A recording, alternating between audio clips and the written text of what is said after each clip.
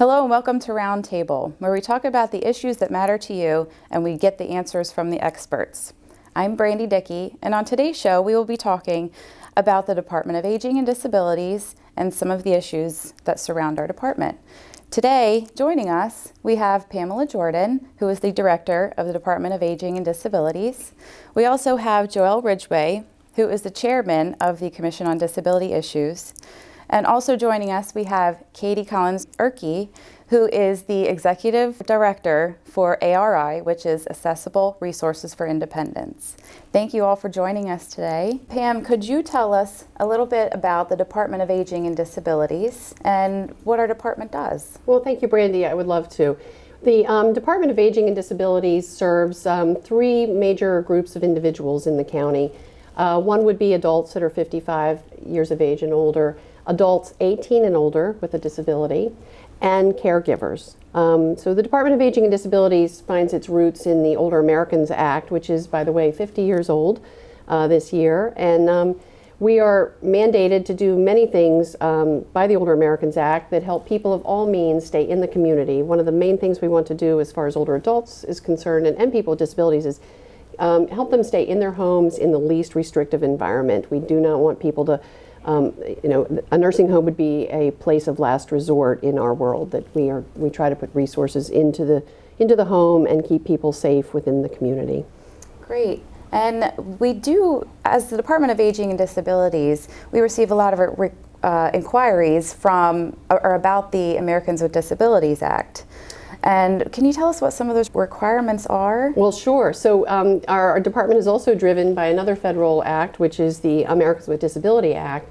In our department, we have an ADA coordinator. So under the Americans with Disability Act, every government entity with 50 or more employees is required to have an ADA coordinator. So in that respect, our department helps all of county government stay compliant with the Americans with Disability Act, and we do that either through making sure programs are accessible, the physical buildings are accessible, our communication is accessible. So that is the mission of the ADA coordinator. Now from that, we're very lucky to have with us a very engaged group of people that Joelle represents called the Commission on Disability Issues, which also falls under our department.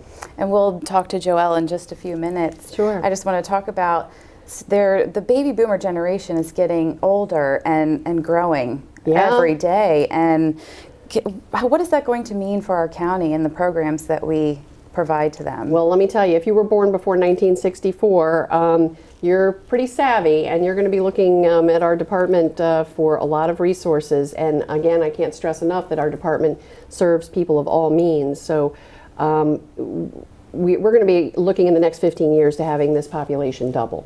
So we really are trying to ramp up, and the department is engaged in several strategic planning initiatives to make sure that we can meet the needs of the growing older adult population and people with disabilities. Right, and the economy, we're constantly growing with Alzheimer's, dementia. People are gaining more of that, and the baby boomers, of course. Are there any other programs that we will be helping out with? Yeah, we just started a new initiative. We're piloting something that's very exciting. It's called the Memory Cafe, and it's for individuals that are just starting to have some memory loss or some symptoms of dementia and Alzheimer's. So we're very excited about that. We've partnered with the Alzheimer's Association of Maryland to pilot this we're doing it at the Pascal Senior Center right now, and it's been really successful. But one of the things we really put a lot of emphasis in is trying to take care of the caregiver, because if the caregiver goes, and who isn't a caregiver, right? Everybody at this table here is a caregiver at some level, whether it's children, whether it's an older parent, whether it's an individual with disability, we're all caregivers. And if the caregiver goes down, then we all have a problem. So we put a lot of emphasis in trying to support that caregiver. And of course we do that with you're our partner in serving individuals with disabilities. One of the greatest things about our department is, I was saying that the Older Americans Act drives a lot of what we do. So every jurisdiction in the country has to have what's called an Aging and Disability Resource Center. So in Maryland, it's known as Maryland Access Point. So Maryland Access Point, what is that? It's called MAP for short, and we are the gateway to services for all older adults, people with disabilities, and caregivers. We are the gateway, and we partner with social services and the Department of Health and of course Katie's group, Accessible Resources for Independence. Yes, I know it by the acronym. And we do options counseling to help people, again, know what all of the services and resources are to stay in the community.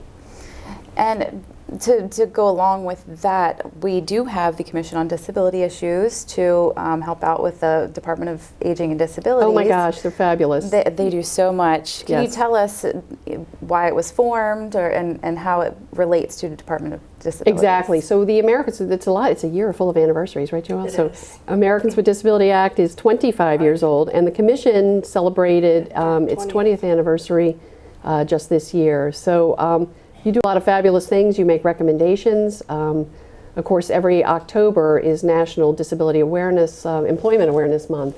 And I know that the Commission holds a big event every October called Disability Awareness Day. So maybe, Joelle, we can come to you now. Can you just let us know about the Commission and what its duties? The Commission actually began in 1995. It's made up of 21 voting members, which consists of people in the Anne Arundel County who either have a disability, maybe work in the disabilities field, or are just somehow passionate about disability services. We're also very fortunate that we have probably at this point a little bit more than 15 ex officios. So those are representatives from the different departments within county government. They attend our commission meetings every month. They play a really active role in helping us solve disability-related issues throughout the county. What are some of the issues that the Commission does look at and advocate for? So as Pam mentioned, we have a lively bunch who is very proactive and is always looking for a way to help serve the community. Some of the biggest things that we tackle are transportation problems, education and recreation issues, Title III, barriers through the ADA, whether it be at businesses or county buildings. We have a great group of people that will look at accessibility issues and make recommendations to businesses and government. We look at legislative issues. We're very active in the General Assembly each year, reviewing the legislation that will impact citizens in this county that have disabilities. We have a great public relations group that does a lot of great promotions for us and gets the word out to citizens about activities, events, and resources that are available. And then probably one of the things that I'm most proud of is our public safety and outreach. We work closely with the Anne Arundel County Police Department in training their cadets each year on disability-related issues. It's been very well received by them, and we get people out there with real disabilities educating these cadets on what they might encounter when they're on the street. Right, and getting out in the public is such a huge thing for the Commission. And as we mentioned, there are some great anniversaries that we have just hit. And what are some of the milestones that we have gone through? Yeah, so it's the 25th anniversary of the Americans with Disabilities Act, and then our 20th anniversary as a commission. And, you know, for me, I feel really fortunate because I think I've spent most of my career working through so much change in disability services. And I'm really proud of everything that we've accomplished, but, you know, as with everything, there's still so much work to do. And I feel really fortunate to work with a department that's so supportive of us and our work, and again, our group that advocates for these disability issues within the county is fantastic. Outreach is probably our biggest contribution. Each year we support a Artists Without Limits event where we highlight the artwork of just Anne Arundel County citizens with disabilities. In October, we do a Disability Awareness Month where we're trying to get resources all together in one place so that caregivers, people that have disabilities themselves, etc., can get the information and the resources that they need.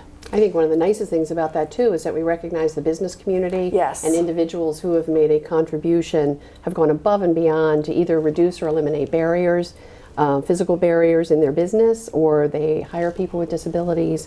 So that's just such a significant part of that event each October. Yeah. It is. Right. Joelle, could you let us know the requirements of the Commission on Disability Issues and how someone could become a member? The main requirement is that you're an Arundel County resident with some sort of interest in disability issues. You can find us on the Anne Arundel County government website under commissions. We have our own link on there, and so you can get information specific to the work that we do there. Okay, great. Man, the attendance is really important. So Yes. if anyone thinks this is a group where they're just going to sign up and have their name on the roster, it's a very active group. There are expectations. You will be able to contribute in a meaningful way. It should also Absolutely. mention that our meetings are open to any county citizens that would be interested in coming and just listening and learning more about what we do, and can actively participate, but just as a non-voting member. So people that are not actually appointed by the county executive can still play a role. Great. Absolutely. Thank you very much. And that's wonderful information on the Commission on Disability Issues. Now I'd like to turn to Katie, and I'd like to hear a little bit about ARI. Can you let us know what it is? Sure. So Accessible Resources for Independence is your Center for Independent Living. We are here in Anne Arundel County. We serve Howard County as well. Centers for Independent Living are put into law in the Rehabilitation Act, so it's a federal law. And we provide services to anyone with a disability at any age at no charge. So our services, there's 5 of them that we call our core services that anyone can receive. These are information and referral, advocacy, both helping people become better self-advocates as well as working on systems advocacy issues like transportation. We do independent living skills training, so teaching people how to do those things that are needed for more independence within their homes and communities. We do peer mentoring. So interesting fact about our center and all centers for independent living is that they are formed of at least 51% people with disabilities. So we are employers of people with disabilities who are helping people with disabilities, and our staff are people with disabilities. So that's a really important component. Our mission is to maximize the independence of people with disabilities so that they enjoy self-directed, productive lives in our community. And you did mention independence, and independence is such a huge thing, especially in the Department of Disabilities and Aging and Disabilities. And how is that going to affect our economy, and how does ARI deal with that? So yeah, our aging population is on the increase, and we are starting to see the effects of systems that people with disabilities as well as the aging population have relied on. We're starting to see those systems be under a little pressure. Medicaid, Medicare, Social Security disability, all these things are coming under a lot of pressure. So what we can talk all day about the effects of the economy. I want to leave that up to the economic experts, but I can tell you what the effects are on people with disabilities' lives. We are going to have to really work hard as a community to teach people to live as independently as possible, because those systems that used to be there are going to be stretched, and we're going to have to, people are going to have to be a little more self-reliant. So we're talking about employment, we're talking about figuring out how to do things. Centers for Independent Living are all about people, figuring stuff out and becoming more independent. Now, when we talk about independence, we're not talking about being alone and being by ourselves. What we're talking really is about interdependence and finding the ways in which we can connect to our community members, families, and friends to live a life that is, productive and of our choosing. And you mentioned employment, and Yes. that's really big. And can you let us know some of the benefits of hiring someone with a disability? Oh, wow. So other than there's these things called tax breaks, which are really great and businesses love, oftentimes several case studies that I've seen, when businesses hire a person with a disability, they see low absenteeism. So the people with disabilities who are coming into work want to be there. They're dependable, they're reliable, productivity is increased, and also it leads to a more diverse environment. Now, any Business 101 class will talk about diversity and how that's useful for business, because the more diverse your staff is, the better you're able to provide products to the diverse base of customers that we have in the world. So there's so many benefits to hiring people with disabilities. And what support does ARI give to an individual with disability? Yeah, so in terms of employment, we really try to assist people with kind of searching out what kinds of things they might be interested in, helping them tap into available resources, like the Division of Rehabilitation Services is a great one that helps people with disabilities find jobs and helps them train. We also hook them up to programs that can help them. We get a lot of calls from people with disabilities saying, I can't work, I have a disability. Well, that's not necessarily true. You can work, it can affect your benefits, so you need to watch out for that, but we're able to help people with this great program called Employed Individuals with Disabilities, which allows people to buy into medical assistance and still work and earn great wages in doing so. So really hooking them up to the available programs that are out there, helping them understand their benefits and the I don't want to say consequences, but what can happen when you become employed, I think is key. And also encouraging people to find employment. Having a disability is not a reason why you shouldn't work. It's something you have to work through, and Lord knows our environment can be quite tricky when it comes to being a person with a disability, but really breaking down those barriers and finding a way to make it work, that's what we do.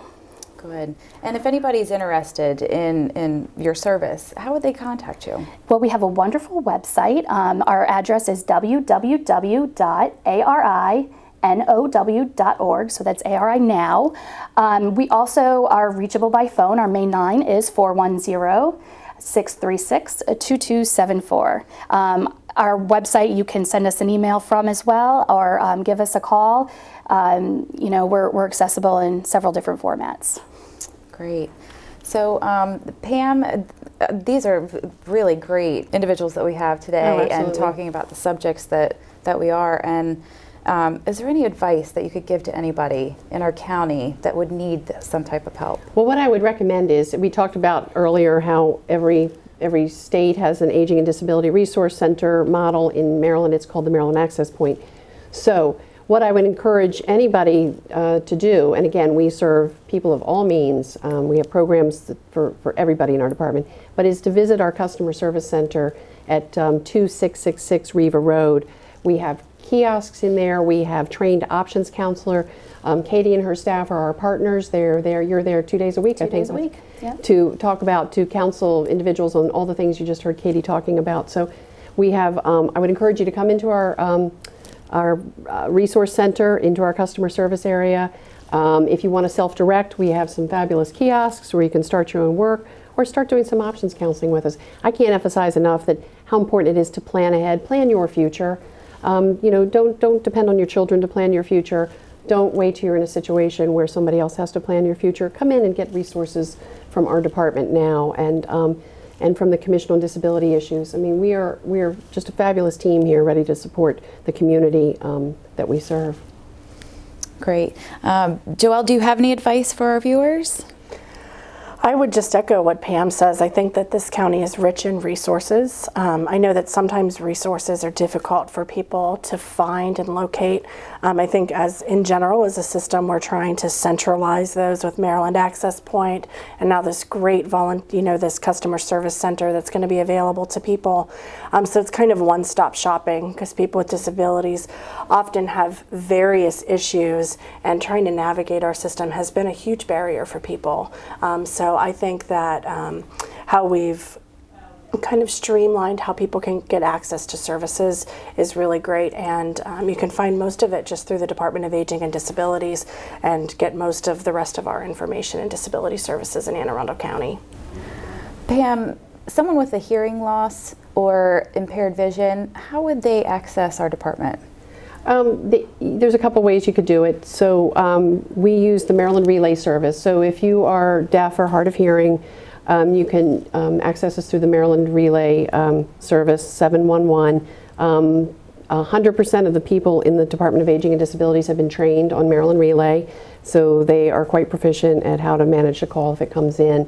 Of course, anybody with low vision or blind, we will always make our resources available in alternative formats. So if that means large print, on tape, or in Braille, we are happy to accommodate people. So I think the best way to try to reach us is through our website and through by telephone or certainly a walk-in. And we would, of course, always be prepared to get sign language interpreters or video relay. Again, we are the Department of Aging and Disabilities. We are acutely aware of the need to communicate effectively and accommodate individuals. Katie, obviously there are a bunch of ways that we do accommodate for individuals with disabilities. Are there any new technologies available out there for us? Oh, technology is an exciting topic. Absolutely. So I don't know if you all have heard the recent news about Google and their self-driving car. This is a big one, very exciting. And in fact, the National Federation for the Blind also has a similar thing coming out. As you know, transportation for people with disabilities is particularly difficult. So any kind of transportation solutions we can come up with are exciting. Technology has really expanded the world in terms of the way in which people with disabilities can communicate. As Pam just mentioned, you know, we have Relay, all these different formats for people with vision impairments. The internet has become a place that is becoming more and more accessible. There's still a lot of work to be done there, however. A lot of web developers still don't make their websites as accessible to people with hearing or vision loss as we would like, but very exciting that there's many programs out there that can do, you know, these help people, you know, with the things that they're not good at, help them compensate for those with technology. So that's very exciting. I should also mention that Accessible Resources for Independence, new this month, is going to have funding available for assistive technology that people can tap into if they're an Anne Arundel County resident. And that technology will be for independent living. So we're talking ramps and wheelchairs, you know, special telephones, I mean, the options are really endless when we're talking about assistive technology. There's so many creative uses for things. But I would definitely recommend that anyone who has any assistive technology needs or who is having trouble in a certain aspect of independent living to give us a call, and we might be able to help them out with that. You know, that's just like our independent conference room. I was just thinking. Yeah, that we are really, we have a conference room, just a little story. The Commission on Disability Issues had made a recommendation to have a more accessible conference room years ago. We were on the second floor, and we love telling this story. It wasn't a good day at the time, but something really good came out of it. So the Commission was meeting the day of the earthquake. It was 2011, I think August 23rd. And the commissioners were stranded on the second floor of a building. We couldn't use the elevators. So it really kind of accelerated our urgency, gave us a greater sense of urgency to find an accessible conference room. So now, on the first floor of building 2664 in the Riva complex, we have what we would like to think is one of the state's only fully accessible conference rooms. And we're working with our information and technology folks right now to try to enhance the technology that's in there. But that was a really exciting improvement that was born out of a not so good day. Were you there that day? Were you part of the group? I actually wasn't, but you're right. It really resonated with the commissioners. It did. Yeah. So. And the commissioners appreciate it to this day. They do. That is. They do, and it's available to other people for use as well. Right. We do a lot of disability awareness trainings in there, and it's open to all the county agencies use it. But we're just getting ready to. I think at one point we were getting ready to plan for a disability employment workshop. Is on the horizon for the department with the Department of Rehabilitative Services. So. Lots of exciting things to come in that conference center. Yes. Absolutely. Absolutely. Pam, can you let us know who your customers are for the Department of Aging and Disabilities and roughly how many of those in Anne Arundel County have a disability? Usually, Brandy, the statistics show that about 10% of our population in Anne Arundel County are people that have self-identified as having a disability, which is a disability, of course, Katie, is a Joelle, is a condition that changes one of your major life functions.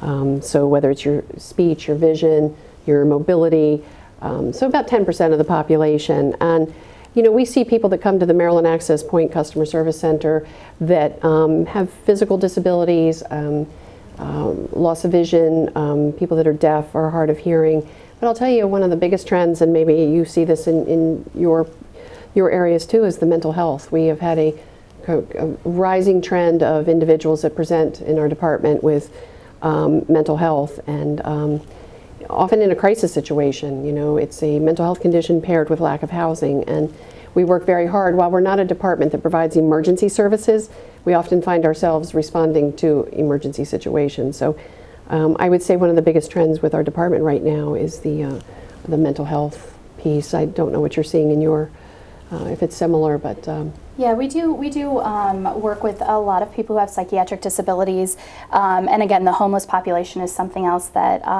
we see in our offices, and that brings, you know, a host of problems. Helping people find housing that doesn't exist is really difficult. You know, the affordable, accessible housing has been a major problem, and that's a nationwide phenomenon, not just here in our county. So definitely people of all walks of life, and you know, disabilities present in so many ways. We have the psychiatric disabilities, and then there's the more you know, visible disabilities, people who use a wheelchair, people who are blind and are walking with a cane, and then there's other kind of invisible disabilities. That's a great point. Yeah, so you never really know who has a disability, and there's a lot of people who have disabilities that don't identify as having a disability. Right. So, you know, when we're talking about who is it we're serving everyone. We're serving your neighbors, we're serving your family, we're serving, you know, the man that checks you out at the grocery store. So really, it is all around you. Disability is part of the human condition. So I just really think that we just need to kind of embrace that thought and philosophy. Absolutely. Katie, Pam, Joelle, thank you so much for joining us on the show today. This is all we have for Roundtable.